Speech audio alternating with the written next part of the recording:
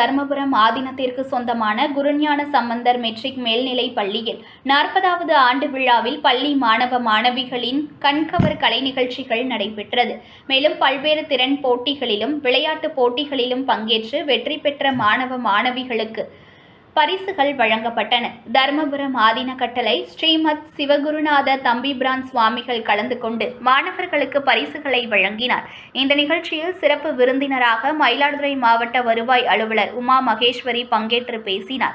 கலை நிகழ்ச்சியின் முக்கிய அம்சமாக மாணவிகள் ஒன்றிணைந்து யோகாசன கலையுடன் பரதநாட்டியத்தை இணைத்து ஆடிய நடனம் பார்வையாளர்களை வெகுவாக கவர்ந்தது.